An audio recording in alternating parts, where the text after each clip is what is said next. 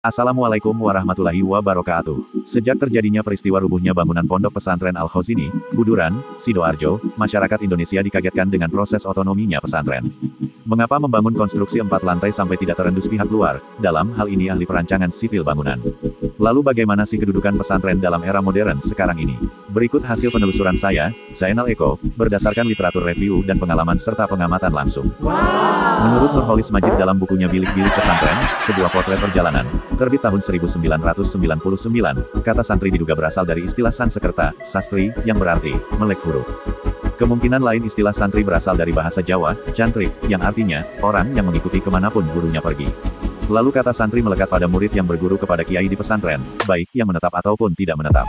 Akan tetapi, istilah santri juga meluas maknanya. Kata itu bukan hanya diartikan para penuntut ilmu di pondok pesantren, melainkan juga memiliki makna luas, yakni umat Islam yang memiliki pemahaman keagamaan yang kuat.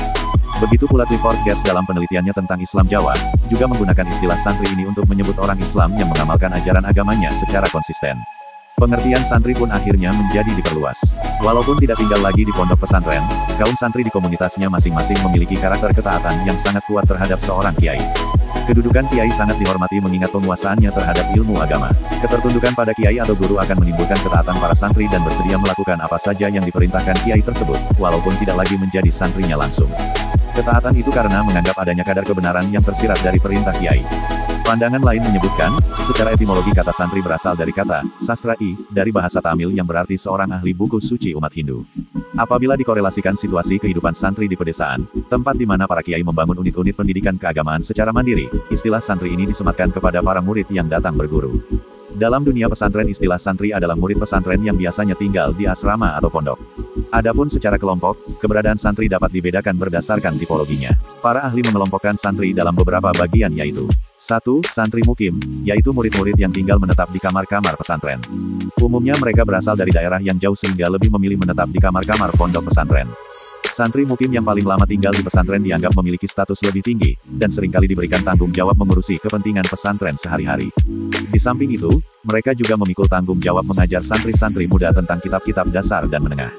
2. Santri kalong, yaitu murid-murid yang berasal dari daerah sekeliling pesantren, yang biasanya tidak menetap dalam pesantren. Mereka datang untuk belajar dan kembali ke rumah masing-masing usai belajar. Istilah paling umum disebut melaju. Dua tipologi tersebut juga berdasarkan keterlibatan unsur masyarakat. Pada dasarnya, pesantren dan masyarakat sekitarnya merupakan satu kesatuan. Proses perkembangan pesantren secara normal mengikuti evolusi sosial yang terjadi pada masyarakat pedesaan. Dengan kiai sebagai patron dari perkembangan itu, maka masyarakat sekitar menjadikan institusi pesantren itu semakin kuat. Tradisi pesantren yang memiliki keterkaitan dan keakraban dengan masyarakat lingkungan ini menciptakan suatu proses pendidikan keagamaan yang melibatkan seluruh anggota masyarakat. Dengan demikian terciptalah secara alamiah masyarakat belajar, sehingga terdapat hubungan timbal balik antar keduanya. Lama-kelamaan, masyarakat menaruh kepercayaan kepada pesantren untuk menempatkan anggota keluarganya, mondok, di pesantren.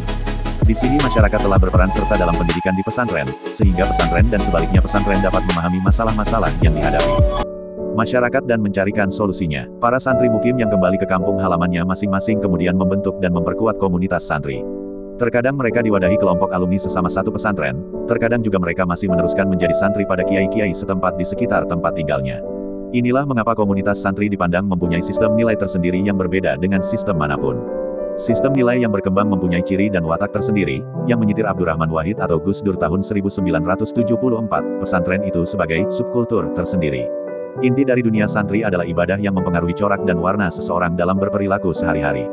Terdapat 3 aspek yang mendasari subkebudayaan ini, yaitu pertama, cara hidup yang dianut, kedua pandangan hidup dan nilai yang diikuti, serta hierarki kekuasaan internal yang berbeda dengan masyarakat di luar kepesantrenan.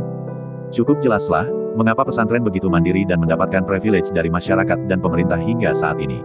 Apapun kejadian di pesantren terkadang memang luput dari intervensi pihak luar, karena faktor psikologis masyarakat yang merasa segan pada kiai dan juga menaruh hormat pada kiai dan institusi pesantren. Lalu bagaimana mendudukan kiai dan pondok pesantren di era modern sekarang ini? Jawabannya tidak mudah. Tentu masih ingat statistik pendidikan warga bangsa ini yang mayoritas dihuni lulusan SD hingga SMP. Kemudian jumlah perguruan tinggi di Indonesia juga baru sekitar 4 ribuan lebih, jauh di bawah jumlah pesantren yang mencapai puluhan ribu. Maka pikiran spekulatif atas segala kejadian masih kuat bisa diterima, ketimbang pemikiran rasional. Semua kejadian diarahkan pada takdir, menomorduakan pencarian sebab-musabab kejadian tersebut. Namun di sisi kehidupan keseharian para kiai pesantren, di luar nalar berpikir yang fatalisme tersebut, banyak kiai yang menekuni gaya hidup modern dengan tampilan dan kemewahan duniawi yang luks, mulai dari busana, hingga otomotif. Sebuah gaya hidup yang modern.